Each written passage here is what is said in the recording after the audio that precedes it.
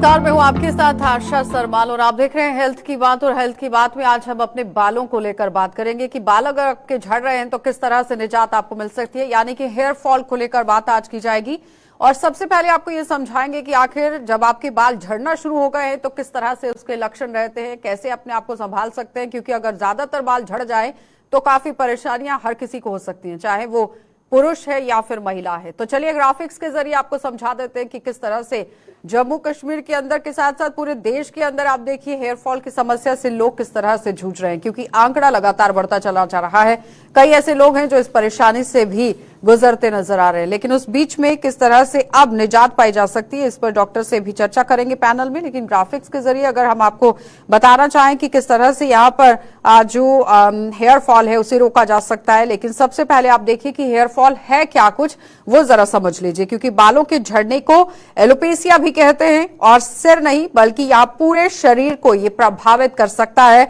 और सर पर यहाँ गंजे धब्बे जो है वो दिखाई दे रहे हैं अगर, तो काफी आपको परेशानी है तो फिर आप डॉक्टर से सलाह यहाँ पर ले सकते हैं, निजात पा सकते हैं। लेकिन गंजेपन की समस्या पुरुषों से ज्यादा आप देखिए किस तरह से देखने को मिलती है, यानी कि ज्यादातर मामले पुरुषों के अंदर देखने को मिलते हैं। तो जाहिर तौर पर उसके साथ साथ ये समझिए कि हेयर फॉल के कारण क्या कुछ रहते हैं, कि अगर आपके बाल झड़ना शुरू हो चुके हैं तो फिर उसके कारण क्या कुछ रहते हैं वो जरा समझ लीजिए। क्योंकि पोषक तत्वों की कमी, मौसम के कारण यहाँ पर अगर बदलाव हो जाता है, पोषक तत्व आप नहीं लेते हैं तब भी आपके बाल जो है वो झड़ने शुरू हो जाते हैं। लेकिन उस बीच में यहाँ विटामिन की अगर आपको कमी हो जाती है आपके शरीर के अंदर तो भी आपको परेशानी हो सकती है। तो पारिवारिक जो इतिहास है वो होना बहुत जरूरी था, लेकिन जिस तरह से डायबिटीज के पेशेंट है, अगर जेनेटिक प्रॉब्लम है तो बच्चे के अंदर भी होगी, मां के अंदर पहले से थी तो फिर बच्चे को वो होना लाजमी है। तो इसी तरह से यहाँ पर आप देखिए बालों के झड़ने की समस्या भी जेनेटिक हो सकती है, क्योंकि अगर माता पिता को है तो बच्चों को भी हो सकती है। लेकिन उस बीच में यहाँ हार्मोनल जो परिवर्तन अगर हो जाता है तो भी समस्या आपको झेलनी पड़ सकती है, क्योंकि कई बार जब हार्मोन चेंज हो जाते हैं तब भी शरीर के अंदर बदलाव आना शुरू हो जाता है। प्रदूषण की वजह से आपको समस्या यहाँ पर बालों की हो सकती है, और उसके साथ साथ अगर आपको तनाव है, स्ट्रेस आप ले रहे हैं तब भी आपके बाल जो है वो झड़ सकते हैं। क्योंकि सबसे पहले अगर आप स्ट्रेस ले रहे हैं, एंग्जाइटी आपको हो रही है, तनावग्रस्त आप हो गए हैं तो आपके बाल झड़ना शुरू हो जाएंगे, क्योंकि अंदर से आप वीक होना शुरू हो जाएंगे। और एक बहुत ज्यादा अगर तनाव लेते हैं तो फिर सीधा असर इसका बालों पर पड़ सकता है। उसके साथ हेयर स्टाइलिंग टूल्स का अगर आप इस्तेमाल करते हैं, जिस तरह से बालों के अंदर पिन्स आप लगा रहे हैं या फिर कोई और चीजें इस्तेमाल कर रहे हैं, शैम्पू का इस्तेमाल कर रहे हैं, ऑयल का इस्तेमाल कर रहे हैं, क्लिप्स का इस्तेमाल यहां पर कर रहे हैं, रबर बैंड किस तरह से लगा रहे हैं, यानी कि हेयर के जो टूल्स है उनका इस्तेमाल अगर आप कर रहे हैं तब भी आपके बाल जो है वो झड़ना शुरू हो सकते हैं। तो चलिए इस वक्त हमारे साथ पैनल में डॉक्टर कोमल ने ज्वाइन किया हुआ है। डॉक्टर कोमल जो है वो स्किन स्पेशलिस्ट हैं। डॉक्टर कोमल, बहुत बहुत स्वागत जुड़ने के लिए। और आपसे पहला सवाल यहाँ पर यही रहेगा कि जिस तरह से आप देखिए कि हर किसी की समस्या है, चाहे वो मेल है चाहे वो फीमेल है, बालों की झड़ने की परेशानी हर किसी को है। किस तरह से सबसे पहले लक्षण आपके सामने आते हैं और यहीं से आप समझ सकते हैं कि बाल झड़ना आप शुरू हो चुके हैं और जल्द से जल्द रोकथाम करनी है? डॉक्टर कोमल। हाँ जी, सबसे पहले तो यही कहना चाहूंगी कि जैसे कि हेयर फॉल जो होते हैं सबसे मेनली होते हैं आपके चलिए, डॉक्टर हार्मोन्स सतेंद्र तंवर ने और भी हमारे साथ ज्वाइन स्ट्रेस किया के। है, स्किन स्पेशलिस्ट हैं। डॉक्टर, बहुत बहुत स्वागत है आपका भी जुड़ने के लिए। चलिए डॉक्टर कोमल अपनी बात रखिए। हाँ जी, सबसे पहले तो रहता है आपका हार्मोन्स इम्बैलेंस होते हैं। देन सेकेंडली आपका रहता है स्ट्रेस बढ़ने की वजह से। थर्ड आपका कुछ केमिकली आप ट्रीटमेंट्स करवाते हैं। और फोर्थ आपका जैसे कुछ थर्मल एक्टिविटीज आप सैलून पे या कहीं और खुद भी ऐसे यूज करते हैं, जिसके आपके हेयर फॉल्स बढ़ जाता है ज्यादा ही, जिसमें हेयर शेडिंग काफी बढ़ जाती है आपकी। और कई बार ऐसे भी होता है कि कुछ लोगों को ये पता नहीं होता उनका हेयर टाइप क्या है, किस टाइप के उनके प्रोडक्ट यूज करने चाहिए या कौन सी उनको केमिकल ट्रीटमेंट लेना चाहिए। किसी को इसके बारे में कुछ नॉलेज ही नहीं होती है। सबसे पहले तो अपने हेयर के बारे में जान लेना चाहिए कि आपके हेयर किस टाइप जी, के हैं और आपके कौन सा ट्रीटमेंट आपके लिए सूटेबल रहता है। एंड इसमें सबसे तो पहले तो कैसे है पता आपका लगाया जैसे जा कि सकता है डॉक्टर हेयर कोमल कि हमारे आपका हेयर टाइप क्या है? हेयर टाइप जैसे कि ऑयली हेयर होते हैं, नॉर्मल है, ड्राई हेयर्स हैं, ब्रिटल हेयर्स हैं। जैसे नॉर्मल हेयर्स हमारी नॉर्मली होते हैं, किसी भी टाइप का कोई भी प्रोडक्ट यूज कर लेते हैं वो उनके लिए सूटेबल रहता है। एंड ड्राई हेयर्स ऐसे होते हैं जो रूखे सूखे होते हैं आफ्टर शैम्पू के, बहुत ड्राइनेस एंड फ्रीजी फ्रीजी से विजिबल होते हैं। कोई हेयर सेल करते हैं या फिर कुछ ओपन कर लेते हैं, फिर बार बार उनका बन बना लेते हैं, इस टाइप से उनके काफी हेयर जो है फ्रीजी हो जाते हैं। ऑयली हेयर्स में ऑलमोस्ट ठीक। क्या होता है, स्कैल्प पे ऑयल ही विजिबल होता है, कि शाइनी दिखते हैं वो दूर से, बट वो होते बहुत ज्यादा ही ऑयली है, नॉन स्टिकी टाइप में हो जाते हैं। एंड थर्ड आपका ब्रिटल है, जो उलझे हुए काफी दिखाई देते हैं। तो ये हमारी टाइप है हेयर की, जिससे हम अपने हेयर को देख के बता सकते हैं कि ठीक। हमारा हेयर किस टाइप का है। डॉक्टर सत्येंद्र, किस विटामिन की अगर कमी हो जाए बॉडी के अंदर तो आपके बाल झड़ना शुरू हो जाते हैं?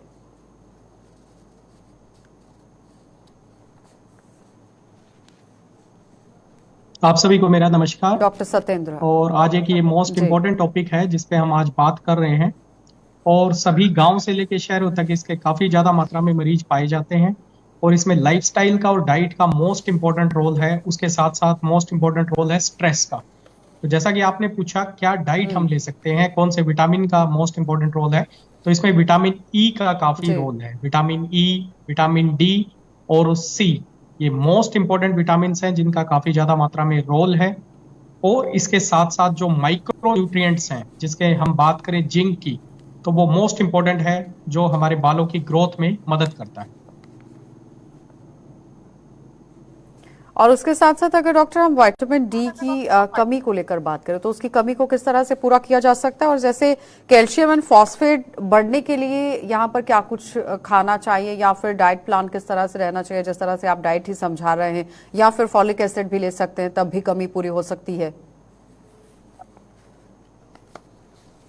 देखिए, विटामिन डी का डॉक्टर नेचुरल सत्येंद्र सोर्स आप सभी को पता है, एटलीस्ट विटामिन डी का नेचुरल सोर्स आप सभी को पता है। एवरीवन नोज दैट के 20 मिनट्स ऑफ एक्सपोजर एटलीस्ट हम करें सनलाइट में कम से कम, तो हमारे विटामिन डी की जो पूर्ति है वो हो जाती है। अगर सनलाइट एक्सपोजर नहीं हो पाता है तो विटामिन डी के जो हमारे सैचेट आते हैं तो वो भी हम ले सकते हैं, उसको रेगुलरली ले सकते हैं। और विटामिन डी लेवल को चेक भी करवाएं, ये नहीं कि उसको ब्लाइंडली हम जो पाउच आते हैं, जो कैप्सूल्स आते हैं, उनको रेगुलरली ले। उसके साथ साथ डाइट में जो मोस्ट इंपॉर्टेंट ठीक। है अगर हम बात करें तो मोस्ट इंपॉर्टेंट मिल्क है, वो ज्यादा मात्रा में ले। उसके साथ ग्रीन वेजिटेबल्स जिनके अंदर जिंक ज्यादा मात्रा में होता है, जैसे पालक है, मेथी है, ये ऐसी चीजें होती हैं जिनके अंदर जिंक कंटेंट काफी ज्यादा मात्रा में होता है, जिसको यूज करने से हम अपनी बालों की ग्रोथ को बढ़ा सकते हैं। विटामिन सी का रिच सोर्स है हमारा आंवला। आंवला है, आंवले को हम यूज कर सकते हैं और उससे विटामिन सी के रिच सोर्स से भी हम बालों को बढ़ा सकते हैं। उसके साथ साथ कैरोटीन है, जो हमारी गाजर है, मूली है, पालक है, ये ऐसी चीजें हैं जिससे हम अब बढ़ा सकते हैं। उसके साथ साथ जो ड्राई फ्रूट्स हैं, आलमंड्स हैं, अगर कोई कॉन्ट्रा इंडिकेशन नहीं है जिनमें तेल का जो पदार्थ है वो ज्यादा होता है, जैसे हम बात करें तो अगर ऑयली स्किन नहीं है तो आलमंड है, ड्राई फ्रूट्स है, नट्स हैं, तो ऐसी चीजें लेके भी हम अपने माइक्रो न्यूट्रिएंट्स को बैलेंस कर सकते हैं। और अगर इनकी डेफिशिएंसी से एलोपेशिया है तो डेफिनेटली उसमें मदद मिलती है। ठीक है। डॉक्टर कोमल, हेयर मास्क कितना यूजफुल होता है? हेयर मास्क काफी बेनिफिशियल होता है। लाइक हम अगर नेचुरली हेयर मास्क यूज करते हैं तो वो बहुत अच्छा रहता है हमारी हेयर के लिए, हमारी हेयर फॉलिकल्स के लिए, हमारी हेयर ग्रोथिंग के लिए। तो जैसे कि शिरोधारा होती है एंड शिरोलेपम होता है, शिरोवस्ती होती है, तो ये कई तरीके के इसमें ट्रीटमेंट्स होते हैं जो कि आयुर्वेदा से जुड़े होते हैं, जिसमें हम लेप यूज करते हैं जो कि नेचुरली हमारे लीफ, फ्लावर्स एंड उनकी कुछ जैसे नट्स वगैरह भी मिक्स करके या सीड्स मिक्स करके वो पेस्ट रेडी करते हैं। देन उसका एप्लीकेशन हम मिक्स करके और नेचुरल ऑयल के साथ में, आलमंड और आपका मस्टर्ड ऑयल के साथ में मिक्स करके स्कैल्प पे लगाते हैं, और फिर उसको कुछ टाइम के लिए रखते हैं और लाइटली जैसे जेंटली मसाज करते हैं।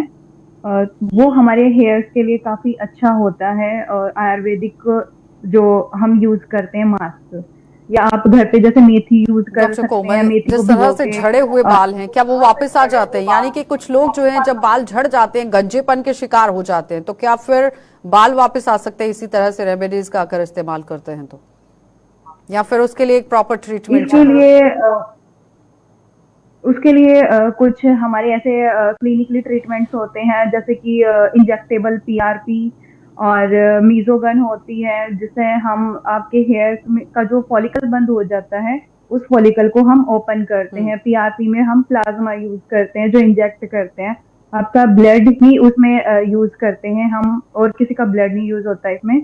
आपके ब्लड से ही प्लाज्मा अलग करके वो प्लाज्मा बाय इंजेक्टेबल आपके स्कैल्प के अंदर इंजेक्ट किया जाता है और आपके फॉलिकल्स को एक्टिवेट किया जाता है। एंड सेकंड आपका रहता है हेयर फॉलिकल्स के लिए ट्रीटमेंट, आप नेचुरली यूज कर सकते हैं। और जो आपके बाल झड़ जाते हैं उसमें सबसे मेन रहता है कि आपको फॉलिकल को एक्टिवेट करना। और इसमें वही है, 3 फेज होती है हमारी हेयर की, एनाजन, कैटाजन और टेलाजन। जो 3 फेजेस में हमारा हेयर ग्रो करता है, स्टॉप करता है एंड शेडिंग होती है हमारे हेयर। ठीक। डॉक्टर सत्येंद्र, जिस तरह से हेयर फॉल को लेकर ही बात हो रही है, गंजेपन को लेकर बात कर रहे हैं, हेयर ट्रांसप्लांट कराना कितना सेफुल रहता है? क्योंकि कई लोगों का ये भी कहना है, क्या ये भ्रांतियां हैं या वाकई में ऐसा होता है कि अगर एक बार आप ट्रांसप्लांट करा लेते हैं तो उसके बाद कई बीमारियों के शिकार आप हो जाते हैं? देखिए क्या होता है, जब भी कोई भी ट्रीटमेंट प्रोटोकॉल की अगर हम बात करें तो उसके हम बात करते हैं आउटवे बिटवीन बेनिफिट और रिस्क रेशो। कोई भी ट्रीटमेंट प्रोटोकॉल होता है, चाहे किसी भी बीमारी का है, तो उसके साइड इफेक्ट, उसके फायदे नुकसान उसके साथ ही आते हैं। सबसे पहले अगर एलोपेशिया है किसी को, तो find out the root cause. उसके पीछे रूट कॉज क्या है वो मोस्ट इंपॉर्टेंट है। वो कोई लोकलाइज प्रॉब्लम है या फिर कोई जर्नलाइज प्रॉब्लम की वजह से है।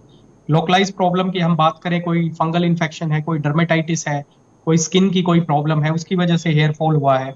सिस्मिक प्रॉब्लम की हम बात करें, कोई ऑटोइम्यून डिसऑर्डर तो नहीं है, थायराइड डिसऑर्डर तो नहीं है, अनकंट्रोल्ड डायबिटीज मेलाइटस तो नहीं है, आपका अंडरलाइंग स्ट्रेस लेवल तो नहीं है, या फिर आपका लाइफस्टाइल पैटर्न, जैसे काफी ज्यादा लोग मात्रा में हेलमेट्स पहन के रखते हैं, आपने देखा होगा, तो उनमें बालों का झड़ना काफी ज्यादा मात्रा में पाया जाता है। वो बात करें हम हेयर ट्रांसप्लांट की, तो हेयर ट्रांसप्लांट को है हमें सबसे आखिरी में रखना चाहिए। सबसे आखिरी ऑप्शन उसको रखना चाहिए। अगर हमने मेडिकल मैनेजमेंट, ओरल मेडिसिन हैं, जो भी हमारे डाइटरी हैं, सब्स्टिट्यूट हैं, सबको हमने ट्राई कर लिया है, अगर फिर भी कोई रिजल्ट हमें नहीं मिल रहे हैं, तो then we can go for the hair transplant. मतलब हेयर लास्ट ऑप्शन ट्रांसप्लांट आपका में होना भी चाहिए। लेकिन हार्मोनल चेंजेस की यस वजह यस से जो बाल झड़ जाते हैं, वो किस उम्र में शुरू होती है प्रॉब्लम, डॉक्टर वो सत्येंद्र? यूजुअली फाइंड आउट होते हैं 20 to 45, in between 20 to 45 you will find maximum number of cases between the ठीक। age group of 20 and 45। तो उसमें हमें और ये प्रॉपर हार्मोनल एवेल्युएशन प्रॉब्लम करना जो है है ये हार्मोन। जेनेटिक हो सकती है, अगर तो फिर किस तरह से बचाव करना चाहिए पेशेंट्स को? नहीं, हॉर्मोनल्स का रिप्लेसमेंट हमें उसको करना चाहिए। अगर किसी को थायराइड है, हाइपोथायरॉयडिज्म है, हाइपोथायरॉयडिज्म के केसेस में आप ज्यादातर देखेंगे लोग गंजे हो जाते हैं, एक सिम्टम होती है उसमें बालों का झड़ना ही। अगर हम थायराइड को करेक्ट कर देते हैं, थायराइड लेवल्स को नॉर्मल ले आते हैं, तो वो उन चीजों को बैलेंस करने के बाद जो उनका बालों का झड़ना है वो काफी मात्रा में कम हो जाता है। और रूसी हो जाती है बालों के अंदर, दो मुंहे बाल हो जाते हैं, अनहेल्दी बाल हो जाते हैं, तो उन्हें किस तरह से ठीक किया जा सकता है?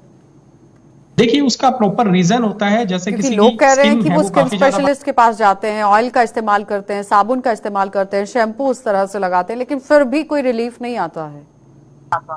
देखिए उसका बेसिकली हमें फाइंड आउट करने पड़ेगा लाइफस्टाइल क्या है। लाइफस्टाइल का मतलब होता है वो किस तरह का ऑयल यूज कर रहे हैं, किस प्रकार का ऑयल यूज कर रहे हैं।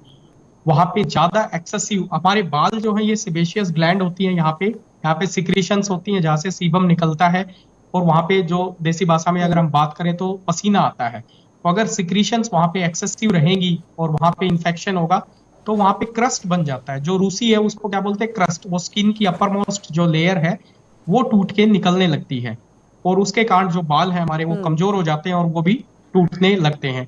तो हमें उसको रीजन को फाइंड आउट करना मोस्ट इंपॉर्टेंट है। जैसे कई लोग, अभी जैसे मैंने एग्जांपल बताया, ज्यादा मात्रा में हेलमेट पहनते हैं, ऑयल लगा रखा है, ऊपर से हेलमेट पहन लिया। अब हेलमेट तो डेली कोई रीयूजेबल है, ये तो बार बार एक ही आदमी एक ही हेलमेट को यूज करता है, ये तो नहीं है डेली कोई नया हेलमेट खरीदता है।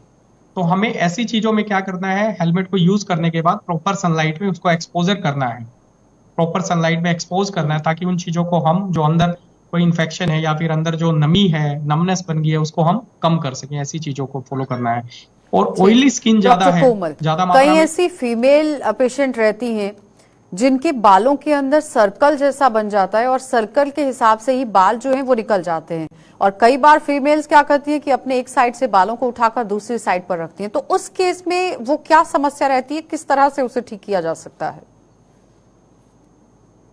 हाँ जी, कई जगह पे पैची हेयर्स जो है अपने स्कैल्प पे हो जाते हैं, कई फीमेल्स के होते हैं।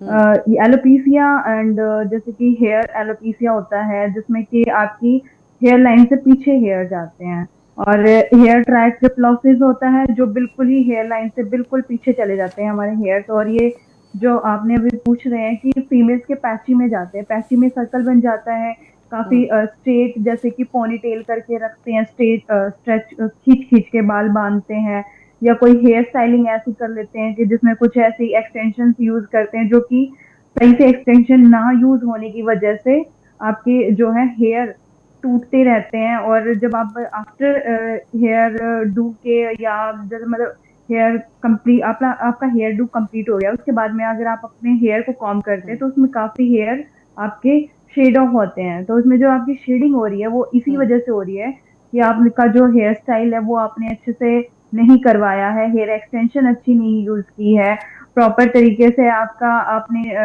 कॉम नहीं किया है। जैसे कि कुछ ऐसे होते हैं कि आफ्टर हेयर वॉश के ही तुरंत कॉम कर लेते हैं, वो गलत होता है, क्योंकि उसमें क्या होती है, शेडिंग काफी जी। होती है हेयर्स की।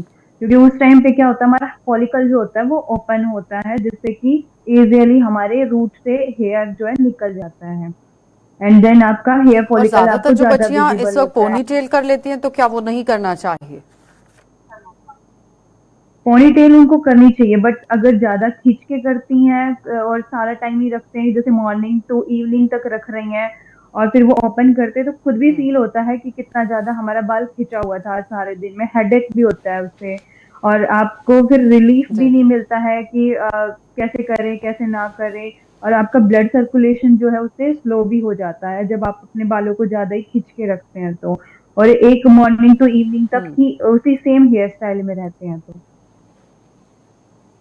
लेकिन डॉक्टर कोमल, जिस तरह से अब रोज आपको काम करना है, अपनी जॉब पर जाना है, ऑफिस का रुख आपको करना है, तो आप अपने बाल खोल कर रख रही हैं पूरे दिन, आप धूल मिट्टी से निकल रही हैं, उस बीच में वो काम करना आपकी मजबूरी है, लेकिन वो कैसे अपने बालों को हेल्दी भी बनाकर रख सकती हैं? उसके लिए आप कुछ जब भी आपको ऑफ मिलता है तो आप कुछ नेचुरली अपने घर पे कुछ पेस्ट वगैरह मास्क रेडी करके आप अप्लाई कर सकते हैं अपने हेयर्स के लिए। जैसे और कुछ रेगुलर यूज में करते हैं, शैम्पू है, कंडीशनर है, कंडीशनिंग भी मेन हेल्प करता है आपके हेयर्स के लिए, कि आपके बाल अगर आप ज्यादा ओपन रखती हैं तो उसमें क्या हो जाता है, बाल ब्रिटली हो जाते हैं, फ्रीजी हो जाते हैं, ओपन एयर में रहते हैं आपके हेयर, तो उलझे हुए से हो जाते हैं। अगर आप कंडीशनर प्रॉपर तरीके से अपने हेयर पे यूज करते हैं तो उससे क्या रहेगा, आपके बाल जो है स्मूथ एंड शाइनी हो जाएंगे। मेन कंडीशनर का काम होता डॉक्टर भी यही सत्येंद्र, है, जिस स्मूथ तरह एंड से कई शाइनी पेशेंट्स करना का ये आपके भी हेयर कहना है को। कि अगर आप शैम्पू के साथ कंडीशनर यूज कर रहे हैं तो बहुत हद तक आपको रिलीफ में मिलता है, लेकिन कई ऐसे केसेस भी हैं कि आपके बाल झड़ना शुरू हो जाते हैं। कितने सेफ रहते हैं शैम्पू और ये कंडीशनर? क्या आयुर्वेदिक चीजों के साथ जाना चाहिए, या फिर ये सारी एलोपैथिक भी आप ले सकते हैं?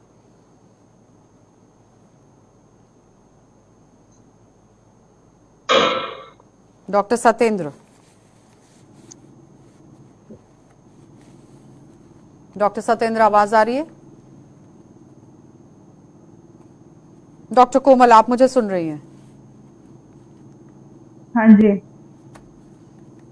इस पर जवाब दीजिएगा कि शैम्पू और कंडीशनर की वजह से कई लोगों के बाल झड़ना शुरू हो जाते हैं, क्या आयुर्वेदिक के साथ जाना चाहिए या फिर इन सभी चीजों के साथ भी जाना चाहिए? इसके लिए सभी चीजें यूज करनी चाहिए। कुछ जैसे हमारे शैम्पू होते हैं, शैम्पू हमने बोल देते हैं कि अभी ये शैम्पू यूज कर रहे थे, फिर उसके बाद हमने ये शैम्पू यूज किया, अब उसके बाद ये शैम्पू यूज कर रहे हैं।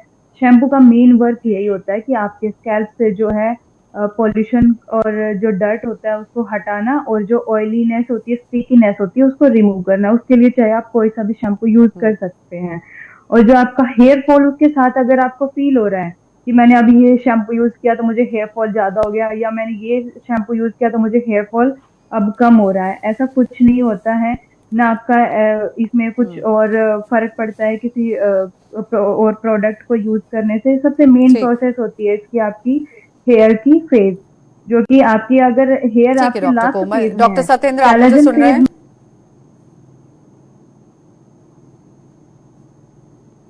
डॉक्टर सत्येंद्र,